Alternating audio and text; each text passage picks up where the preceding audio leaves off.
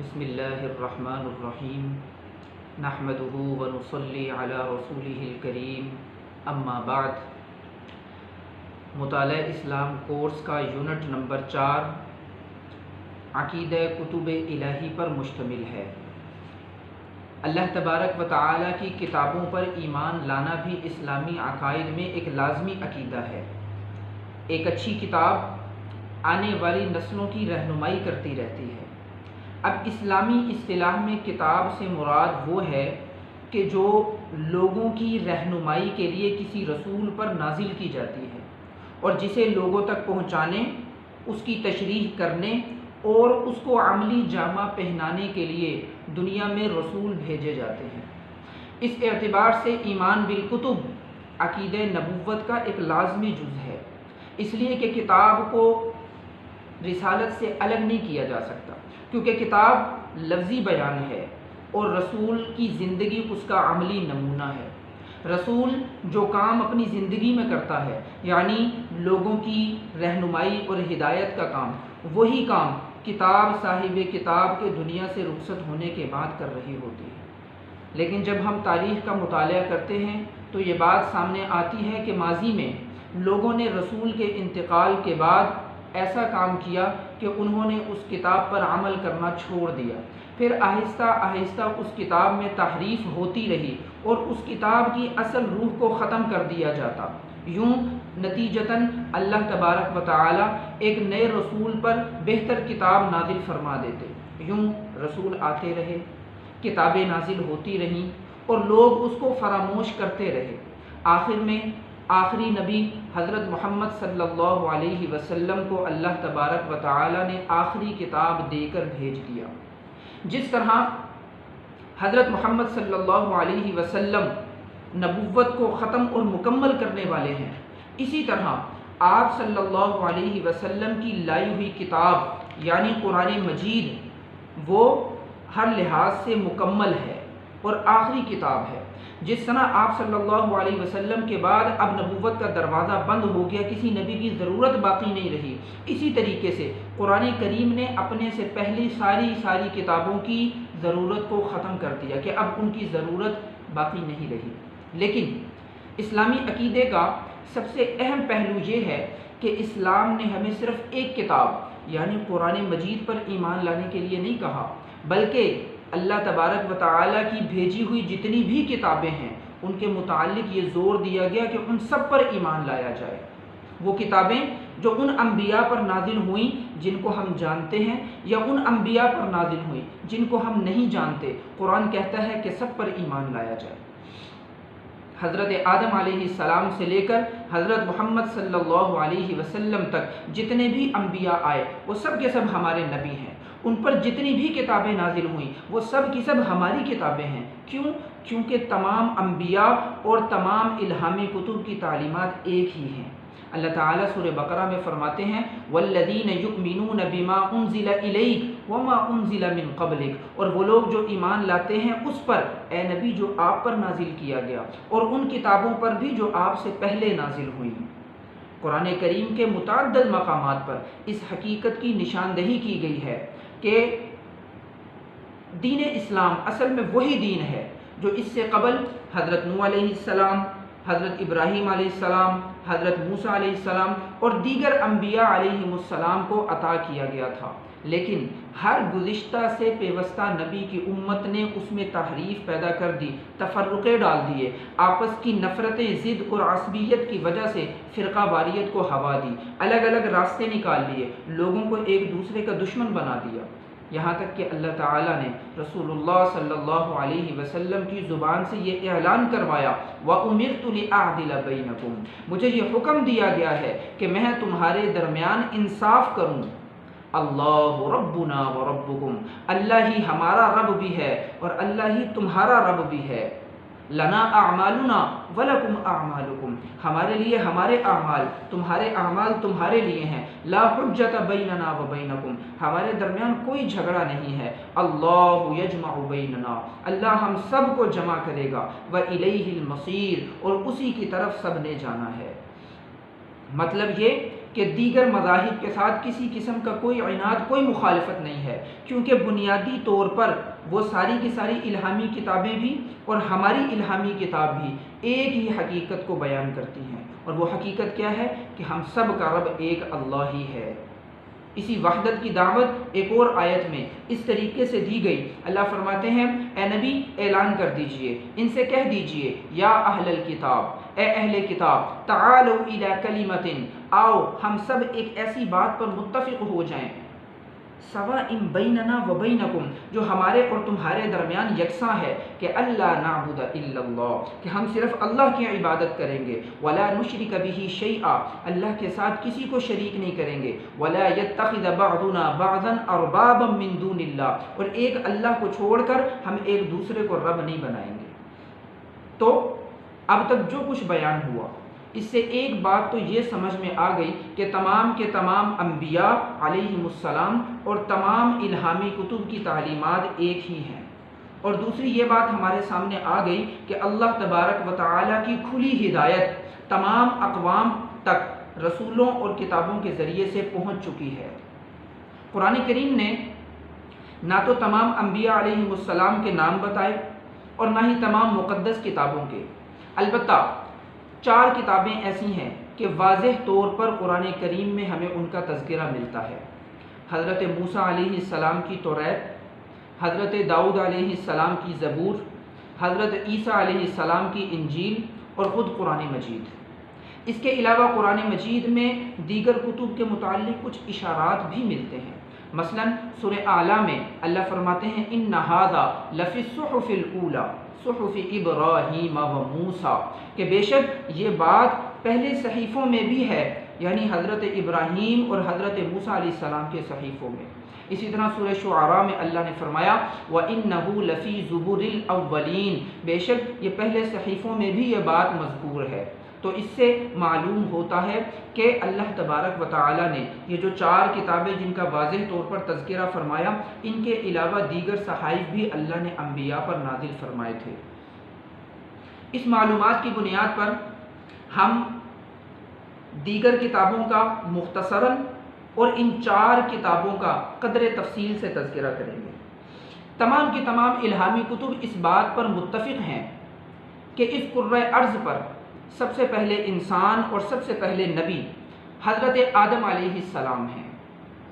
بعض اشاروں سے یہ بات پتہ چلتی ہے کہ ان پر 10 صحیفے نازل ہوئے تھے، لیکن وہ صحیفے کس شکل میں تھے، کس زبان میں تھے اور ان کے موضوعات کیا تھے، اس کے بارے میں ہمیں کچھ معلوم نہیں ہے۔ اسی طرح حضرت آدم علیہ السلام کے ایک فرزند حضرت شیس علیہ السلام، وہ بھی اللہ کے نبی تھے۔ بعض روایات میں یہ ذکر بھی ملتا ہے کہ ان پر بھی بعض کتابیں نازل ہوئیں، لیکن ان کے وجود کا بھی کوئی علم نہیں ہے۔ اسی طرح فلسطین میں بحر مردار کی بعض غاروں میں کچھ مخطوطے ملے ہیں جو قدیم ترین ایک کتاب معلوم ہوتی ہے، جس کو حضرت ادریس علیہ السلام کی طرف منسوب کیا جاتا ہے۔ اب اس کا قطعی طور پر، حتمی طور پر تو کوئی ثبوت نہیں ہے، لیکن بہرحال وہ ایک قدیم ترین نبی کی کتاب اس کو کہا جا سکتا ہے۔ وہ بھی اپنی اصل شکل میں موجود نہیں، لیکن اس کی ایک خصوصیت یہ کہ اس میں آخری نبی کی بشارت موجود ہے۔ اس کے علاوہ عراق میں سابیہ نام کی ایک مختصر سی جماعت ہے جن کا ایک الگ ہی مذہب ہے۔ وہ لوگ کیا دعویٰ کرتے ہیں کہ وہ حضرت نوح علیہ السلام کے دین اور مذہب پر عمل پیرا ہیں، اور ان کا یہ یقین ہے کہ ایک زمانے میں حضرت نوح علیہ السلام کی اوپر نازل شدہ پوری کی پوری کتاب ان کے پاس موجود تھی، لیکن اب وہ ناپید ہو چکی ہے۔ اب چند سطروں میں ان کے پاس کچھ تعلیمات موجود ہیں کہ جس میں اخلاق کی تعلیم دی گئی ہے۔ اس کے بعد قرآن کریم میں جس نبی کی کتاب کا تذکرہ ملتا ہے وہ ابو الانبیاء حضرت ابراہیم علیہ السلام ہیں، لیکن ان کی کتاب بھی کس زبان میں تھی، اس کی کیا صورت تھی، اس کے موضوعات کیا تھے، اس کے بارے میں ہمیں کوئی علم نہیں۔ لیکن قرآن میں 2 مرتبہ یہ بات ذکر ہوئی ہے صحف ابراہیم و موسیٰ، کہ ابراہیم علیہ السلام کے صحیفے، جس سے ہمیں یہ بات معلوم ہو گئی کہ حضرت ابراہیم علیہ السلام پر بھی کتاب نازل ہوئی تھی۔ اب وہ کیسی تھی، کس زبان میں تھی، اس کا ہمیں کوئی علم نہیں ہے۔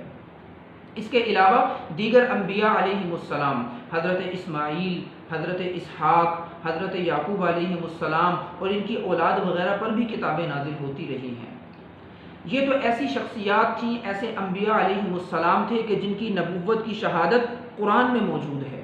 اس کے علاوہ مذاہب کی تاریخ میں کچھ ایسی شخصیات بھی موجود ہیں کہ جن کے ماننے والوں کا یہ کہنا ہے کہ وہ نبی تھے۔ مثال کے طور پر اس میں سر فہرست زرتشت کا نام آتا ہے کہ جن کی کتاب جس پر وہ عمل کرتے ہیں اوستا ہے، جس کا آج صرف 10واں حصہ موجود ہے، جو کچھ عقائد، عبادات اور کچھ احکام پر مشتمل ہے۔ اس کتاب میں ایک اور چیز لکھی ہوئی ہے زرتشت کے حوالے سے کہ اس نے کہا کہ میں نے دین کو مکمل نہیں کیا،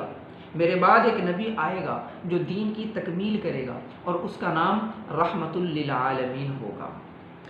اسی طرح ہندوستان میں بعض الہامی کتابیں موجود ہیں، وید، پران، اپنشت وغیرہ۔ ان کے بارے میں حتمی طور پر تو یہ نہیں کہا جا سکتا، مصدقہ طور پر یہ بات نہیں کہی جا سکتی کہ وہ کسی ایک نبی یا ایک سے زیادہ نبیوں پر نازل ہوئیں۔ ہاں اتنی بات ضرور ہے کہ وہ کتابیں اپنی اصل شکل میں موجود نہیں ہیں، اور اس میں بھی ایک بڑی دلچسپ بات ہے کہ قرآن میں کہیں کہیں اشارے ملتے ہیں، مثلا کہ آخری زمانے میں ایک شخص صحرائی علاقے میں پیدا ہوگا، ان کی والدہ کا نام قابل اعتماد، اب آمنہ کا ایک مطلب یہ بھی کیا جا سکتا ہے قابل اعتماد ہوگا، اور والد کا نام اللہ کا غلام ہوگا۔ اب عربی میں اگر اس کا ترجمہ کریں تو عبداللہ نام بنتا ہے، اور پھر اس میں یہ درج ہے کہ وہ اپنے وطن سے شمال کی طرف بسنے پر مجبور ہو جائیں گے، جس طرح حضور مکہ کو چھوڑ کر مدینہ کی طرف گئے، اور پھر آگے یہ لکھا ہے کہ وہ اپنے وطن کو 10,000 افراد کی مدد سے فتح کریں گے۔ حضور علیہ الصلاۃ والسلام نے جب مکہ فتح کیا تو تقریباً 8 سے 10,000 کی تعداد حضور کے ساتھ تھی۔ ان کے علاوہ بدھ مت کے پیروکاروں کا بھی یہ دعویٰ ہے کہ ان کے پاس بھی ایک مقدس مذہبی کتاب موجود ہے، لیکن اس کی صداقت کے بارے میں بھی ہم واضح طور پر کوئی بات نہیں کہہ سکتے۔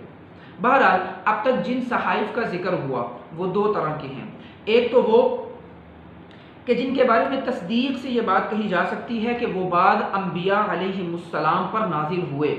لیکن ہم ان کے بارے میں کچھ جانتے نہیں، لہذا ان کے بارے میں ہمارا ایمان تو ہے کہ بھئی وہ اللہ کی طرف سے نازل شدہ ہیں، لیکن وہ ہماری کوئی مذہبی رہنمائی نہیں کر سکتی۔ دوسری طرح کے صحائف اور کتابیں وہ ہیں کہ جن کے ماننے والوں کا یہ کہنا ہے کہ یہ جس ہستی پر، جس شخصیت کی طرف منسوب ہے وہ نبی تھے، لیکن اس کی کوئی دلیل موجود نہیں، لہذا اگر ہم ان پر ایمان نہیں بھی لاتے تو کوئی فرق نہیں پڑتا، وہ ہمارے ایمان کا حصہ نہیں۔ بہرحال یہ بات طے ہے کہ یہ دونوں طرح کی کتابیں ہماری مذہبی طور پر رہنمائی نہیں کر سکتی، لہذا ایک ایسی کتاب کی ضرورت تھی کہ جو ہر وقت کے معاشرے کے ہر فرد کے لیے ہدایت اور رہنمائی کا ذریعہ بنے۔ قبل اس کے کہ ہم اس کتاب ہدایت کی صداقت، حقانیت اور حقیقت کو بیان کریں، اس سے پہلے ہم ان الہامی کتابوں کو تھوڑا سا مختصراً سمجھ لیتے ہیں کہ جن کا تذکرہ قرآن کریم میں پایا جاتا ہے، یعنی کہ توریت، زبور اور انجیل۔ سب سے پہلے توریت، اس کتاب کا ذکر قرآن کریم میں متعدد مقامات پر موجود ہے۔ یہ حضرت موسیٰ علیہ السلام پر نازل ہوئی، اور یہ یہودیوں کی ایک مقدس کتاب ہے جس کے بارے میں ان کا دعویٰ یہ ہے کہ یہ آج بھی اپنی اصل حالت میں موجود ہے۔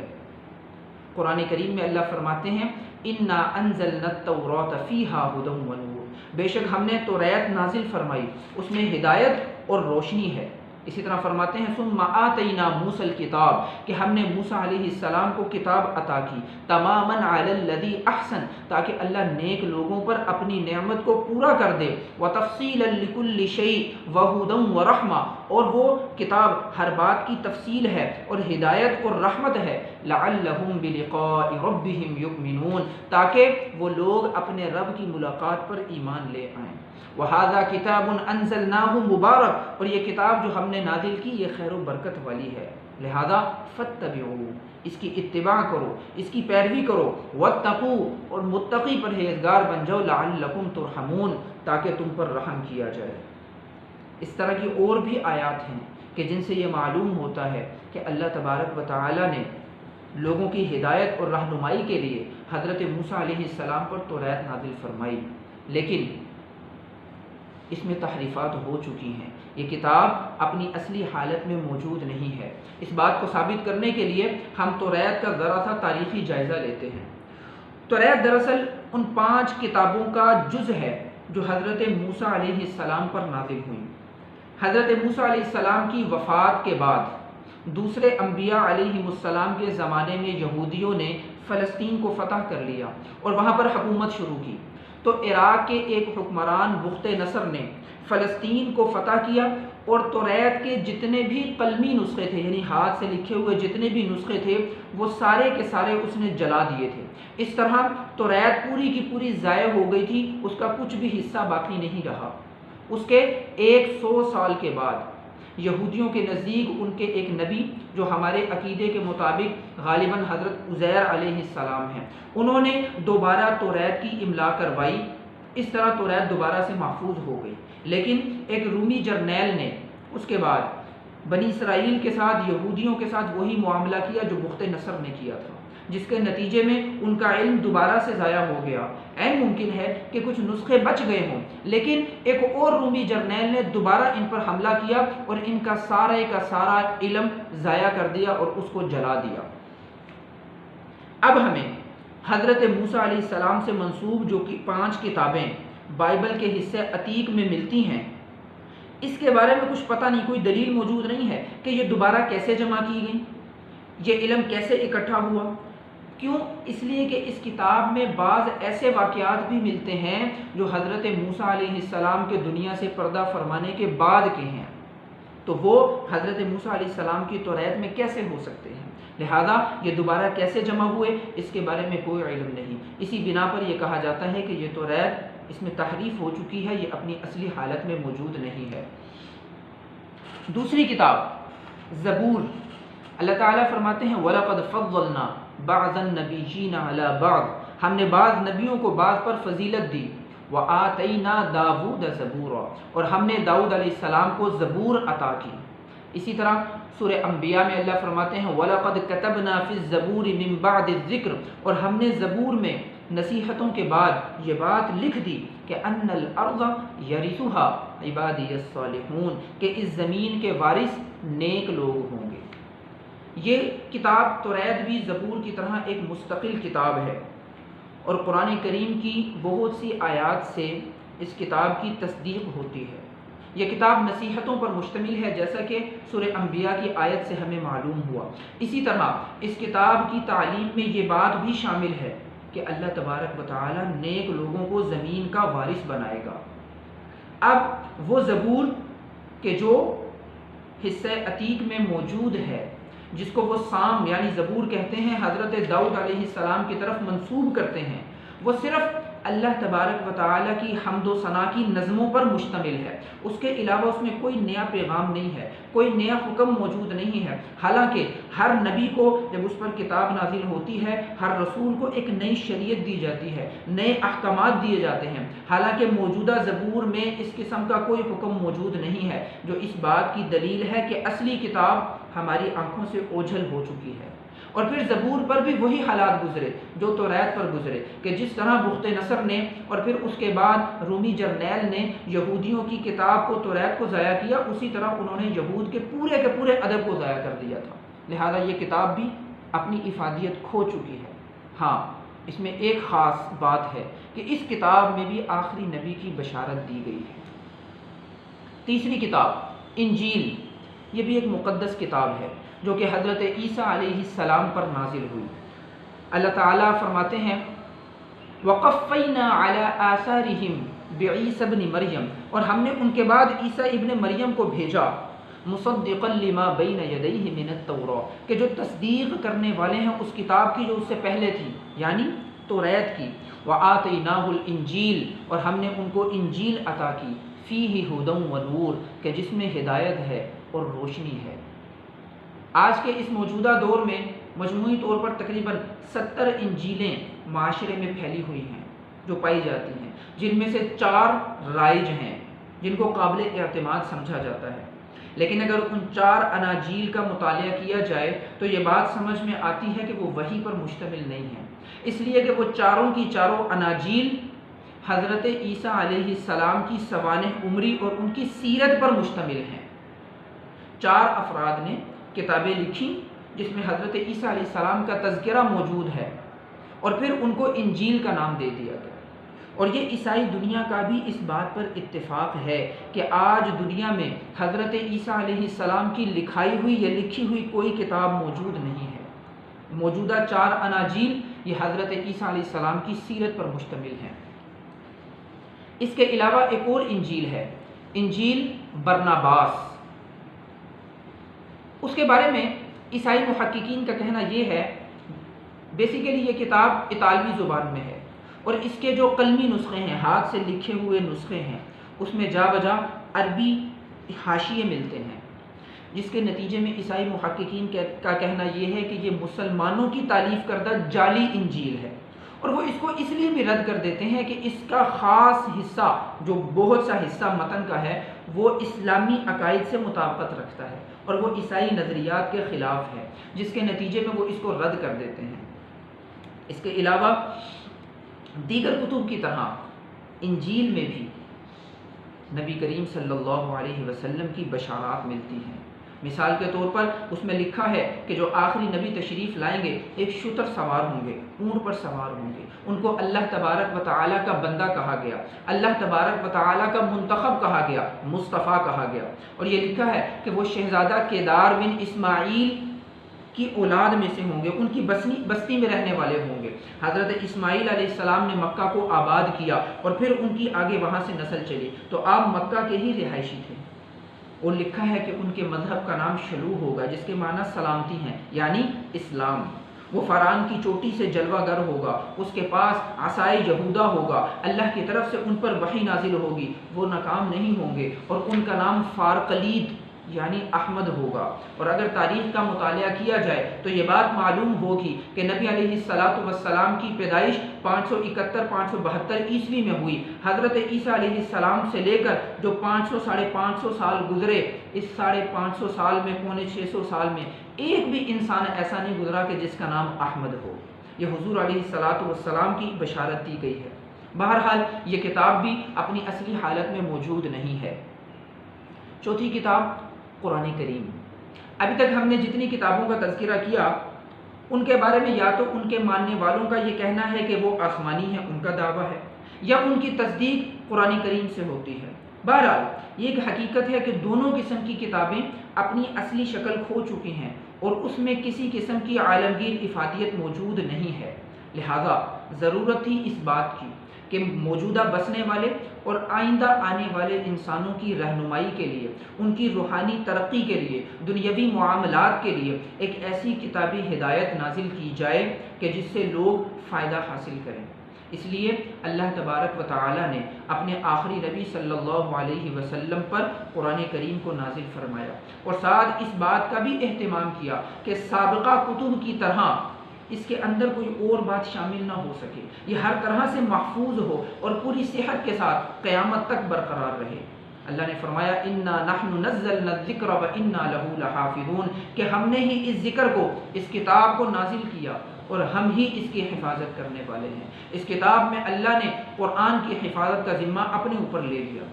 اسی طرح سورہ قیامہ میں اللہ فرماتے ہیں ان علینا جمعہ وقرآنہ، بے شک اس قرآن کا جمع کرنا ہمارے ذمے ہے۔ فاذا قرأناہ فاتبع قرآنہ، اور جب ہم اس قرآن کو پڑھیں تو آپ سن کر اسی طریقے سے پڑھیں۔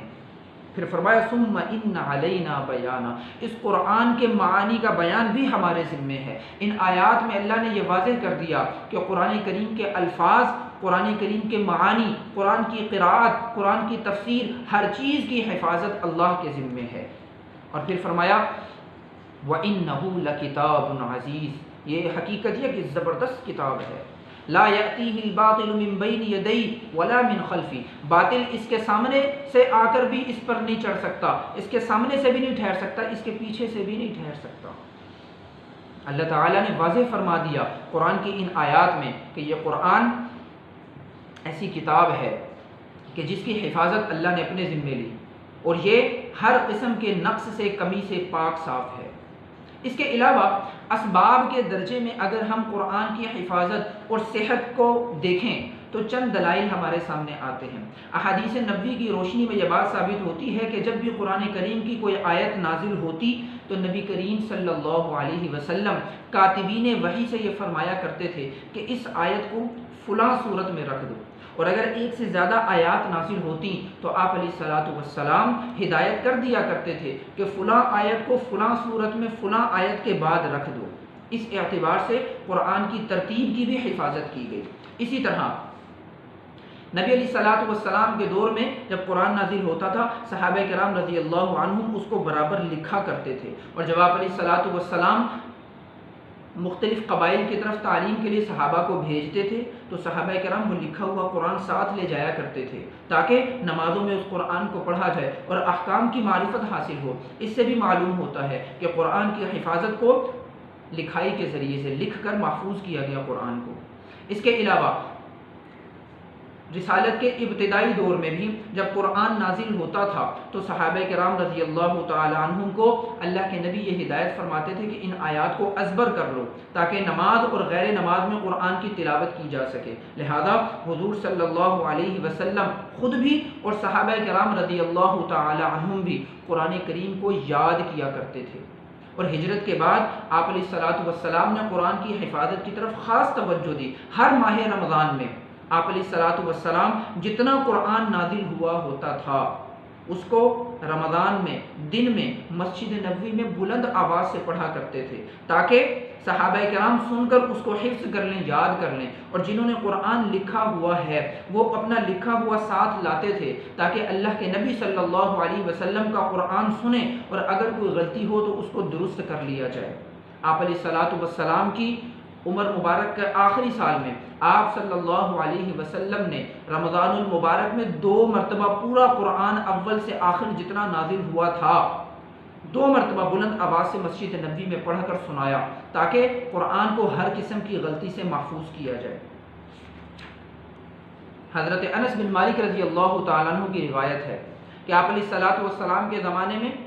4 بڑے صحابہ تھے جنہوں نے پورا قرآن جمع کیا ہوا تھا۔ حضرت ابی بن کعب رضی اللہ عنہ، حضرت معاذ بن جبل رضی اللہ عنہ، حضرت زید بن ثابت رضی اللہ عنہ اور حضرت ابو ذر رضی اللہ عنہ۔ یہ دلائل ہمیں بتاتے ہیں کہ قرآن کو اللہ تبارک و تعالی نے کس طریقے سے محفوظ کیا اور اس کی حفاظت کا کس قدر اہتمام کیا گیا۔ نبی علیہ الصلاۃ والسلام کے دنیا سے پردہ فرمانے کے بعد صدیق اکبر رضی اللہ تعالی عنہ کے زمانے میں جب جنگ یمامہ میں بہت سے حفاظ شہید ہوئے تو پھر اس طرف توجہ کی گئی کہ آنے والی نسلوں تک قرآن کیسے پہنچایا جائے، تو اس کے لیے قرآن کو جمع کیا جائے۔ لہذا یہ ذمہ داری حضرت زید بن ثابت رضی اللہ تعالی عنہ کے سپرد کی گئی اور قرآن کو ایک جگہ پر تاکہ جمع کیا جائے، اور اس جمع کرنے کا اتنا اہتمام کیا گیا کہ مدینہ منورہ میں ندا کروائی گئی کہ جس کے پاس تحریری شکل میں قرآن کا جو بھی حصہ موجود ہے وہ لا کر مسجد نبوی میں رکھ دے، اس مجلس کے حوالے کر دے کہ جن کے ذمے یہ کام لگایا گیا تھا کہ انہوں نے قرآن کو جمع کرنا ہے۔ اور ساتھ میں صدیق اکبر رضی اللہ عنہ نے یہ حکم دیا تھا کہ جب تک کسی آیت کے متعلق 2 تحریری نسخے موجود نہ ہوں اس وقت تک اس کو قبول نہیں کیا جائے گا۔ اس اہتمام کے ساتھ پورے کے پورے قرآن کو حضرت زید بن ثابت رضی اللہ تعالی عنہ نے ایک جگہ پر جمع فرمایا۔ صدیق اکبر رضی اللہ تعالی عنہ کی زندگی میں وہ نسخہ آپ کے پاس رہا، آپ کے انتقال کے بعد حضرت عمر رضی اللہ تعالی عنہ کے پاس وہ نسخہ رہا، اور جب حضرت عمر رضی اللہ عنہ شہید ہوئے تو پھر یہ نسخہ آپ کی بیٹی زوجہ مطہرہ ام المؤمنین حضرت حفصہ رضی اللہ تعالی عنہ کے پاس رہا۔ حضرت عثمان غنی رضی اللہ تعالی عنہ کو اپنے دور میں اس نسخے کی ضرورت محسوس نہیں ہوئی، اس لیے کہ ان کے پاس اپنا لکھا ہوا بھی موجود تھا اور وہ خود قرآن کے حافظ بھی تھے، لیکن چونکہ آپ کے دور میں مملکت بہت پھیل چکی تھی، فتوحات کا دور تھا، تو ایک مرتبہ آرمینیا کے مقام پر آپ کی فوج جو جہاد کے لیے گئی تھی، ایک نماز میں قرات کا اختلاف ہو گیا امام اور مقتدیوں کے درمیان۔ انہوں نے کہا ہماری قرات صحیح، امام نے کہا میری قرات صحیح، اختلاف ہوا۔ فوج کے سپہ سالار حضرت حذیفہ بن یمان رضی اللہ تعالی عنہ نے یہ معاملہ حضرت عثمان غنی رضی اللہ تعالی عنہ کی خدمت میں پیش کیا، تو آپ نے فوراً اس بات کی طرف توجہ کی تو یہ پھر دوبارہ سے یہ اہتمام کیا گیا کہ حضرت زید بن ثابت رضی اللہ تعالی عنہ کے ذمے ایک کام لگایا گیا۔ سب سے پہلے تو حضرت حفصہ رضی اللہ تعالی عنہ سے وہ نسخہ منگوایا گیا جو ان کے پاس موجود تھا، اور پھر حضرت زید بن ثابت رضی اللہ تعالی عنہ نے اس نسخے کو دیکھ کر اس کی 7 نقلیں تیار کی، 7 کاپیاں تیار کی، اور پھر ان 7 نسخوں کو اول سے آخر تک مسجد نبوی میں بلند آواز سے پڑھا گیا تاکہ وہ نسخے ہر قسم کی غلطی سے محفوظ ہو جائیں۔ جب ہر طرح کا اطمینان ہو گیا تو پھر ان 7 نسخوں کو اس وسیع مملکت کے مختلف علاقوں میں پہنچا دیا گیا، اور یہ اعلان کر دیا گیا کہ اب جس کے پاس ان 7 نسخوں کے علاوہ کچھ لکھا ہوا ہے وہ اس کو تلف کر دیں اور انہی 7 نسخوں کے مطابق دیگر قرآن پاک تیار کریں۔ آج تک جو نسل در نسل نسخے قرآن کے چلتے آ رہے ہیں وہ اسی نسخے کی نقل ہے جو حضرت عثمان غنی رضی اللہ تعالی عنہ نے تیار کروایا تھا، اور وہ نسخہ بنیادی طور پر آپ علیہ الصلاۃ والسلام کی ہدایات کے بالکل مطابق تھا۔ اس کی ترتیب وہی تھی جو نبی کریم صلی اللہ علیہ وسلم کے دور میں آپ کی ہدایت کے مطابق ترتیب رکھی گئی تھی۔ چنانچہ اللہ کا یہ دعویٰ کہ انا نحن نزلنا الذکر وانا لہ لحافظون، کہ بے شک ہم نے ہی اس ذکر کو نازل کیا اور ہم ہی اس کی حفاظت کرنے والے ہیں، یہ قرآن کی ترتیب کے لحاظ سے، قرآن کے الفاظ کے لحاظ سے، قرآن کی قرأت اور معانی کے لحاظ سے بالکل سچا دعویٰ ہے، اور آئندہ بھی ایسے ہی انشاءاللہ بالکل سچا ثابت رہے گا۔ اللہ تبارک و تعالی ہمیں اپنی کتابوں پر ایمان لانے اور صحیح معنی میں قرآن کریم کو سیکھنے، سمجھنے اور عمل کی توفیق عطا فرمائے۔ وآخر دعوانا ان الحمد للہ رب العالمین۔